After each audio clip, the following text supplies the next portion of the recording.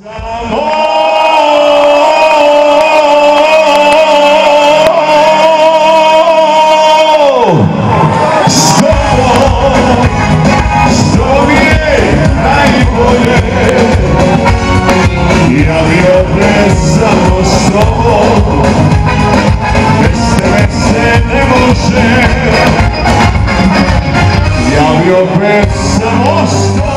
Haris u Toronto, kako vam je bilo sinoć u Montrealu?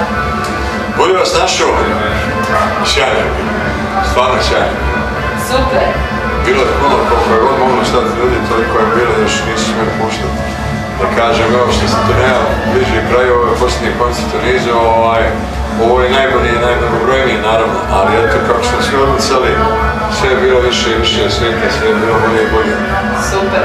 Ovo vam je možda četvrti put u Torontu. Kako vam se sviđa? Četvrti. Jel četvrti? Kako vam se sviđa Toronto? Peti, nisam siguran. Toronto odličan.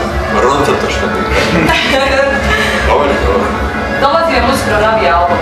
S kim sarađujete u tom albumu? Pa šta ja znam, jedan ja uvijek kažem moram sam raditi, ali najsretniji je bio da uđem u studiju, da mi drugi pripremaju tekst i muziku i aranžman, da ja samo da dođem, da otpivam i da odem. Ko što većina pjevača radi, ali to ja sam na to što kažu ljudi na svoju ruku, pa moram ja to sve sam uraditi, tako dalje. Naime, malo je kriza dobrih pjesama, svuda, na cijelom prostoru bivše Jugoslavije, tako da je kriza i kod mene, mislim, napravit će se album, ali neki dan kaže Bregović, sidimo zajedno i pričamo o tome, ali kaže nije više vrijeme, kaže ja napravim 3 pjesme za dan. Kaže isto ako i ti sad kaže teže praviš, moguće da je to tako. Ali ja vjerujem da je neki perfekcionizam tu ispriječen, pa da onda što više znaš, em si stariji, em više znaš, em iskusniji, pa tražiš mnogo više i onda to uzima mnogo više vremena. E sad, ne znam da li će to biti na kraju kvalitet na tom nivou, ali mislim, sigurnost nije pretpostavka. Dobro, jeste li počeli snimati koju pjesmu, jel možda zapisati novi album? Pa ne znam šta da ga opišem, onako, tekstovi su uglavnom standardni, neka ljubavna tematika, ona koja ne dira nikoga, nijednu naciju, nijedan narod, ništa, mislim, po tom osnovu, ali dirat će emotivno sigurno, pošto je sve moje pjesme da sam vidio. Ok, super. A inače, što volite da slušate? Volite zabavnu, narodnu, da slušate Sevdalinke? Pa slušam ja sam rođeni Sevdalija, samo eto što sam sebi prijetim već 20 godina da ću snimiti jedan album Sevdalinki onako za svoj merak, pa i za nekog drugog kome se to sviđa, pa nikako to da uradim, ali uradit ću to na kraju balade čim ovo završim, ako Bog da pravičito. Super. U vašoj karijeri napravili ste dosta pjesama.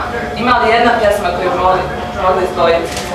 Pa teško da izdvojim jednu pjesmu, to se zavisi od raspoloženja, to isto ako kad mater pitaš Petra djece koje ti je najdrži, ono koje sluša taj dan, on mi je najdrži, tako da... Šta znam, nema nekih pjesama, sve sam ja te pjesme pravio na isti način, kroz tu nekakvu ljubavnu, emotivnu prizmu, šta ja znam, tako se dopadne ljudima. Jelem, izdvojiti neku od tih ne bi mogao, ali nekad u nekom raspoloženju, onda mi se dopadne šta je? Svi su kao djeca, sve su pjesme kao svoje djeca. Ne znam kako dobro nešto otpivam što se meni svidi, kao šta je ovo? Više mi se sada sviđa. Tako. Čujemo da ste trenirali sa prvim timom Želje, znači volite fudbal.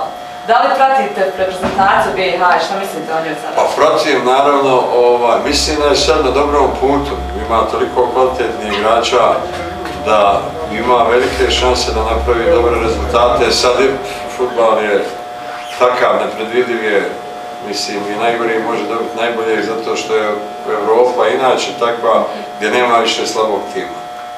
Svi su maksimalno fizički pripremljeni da mogu odigrati 4 utakmice, svi znaju sve o fudbalu. Svaki igrač može igrati svako mjesto u timu, tako da je šarena je prognoza. Vrlo je teško prognozirati. Ali ja se nadam, imamo dobar tim, jak tim, eto ako bude malo sreće i upornosti, ne vjerujem da nećemo uspjeti. Imate li ikad vremena za surfanje? Da li ste ikad čuli web stranicu Toronto Raj, BiH Raj? Pa ja mislim slabo idem čak ni svoju stranicu ne radim, šta znam. Nemate vremena. Imam vremena, nego me je to nekako peglaniš, da nemam te svoje cece koja mi to radi. Mislim, ne znam šta bi, stvarno. Ok, vrede. Za kraj, imate li što vašim ljubiteljima da kažete vaše muzike?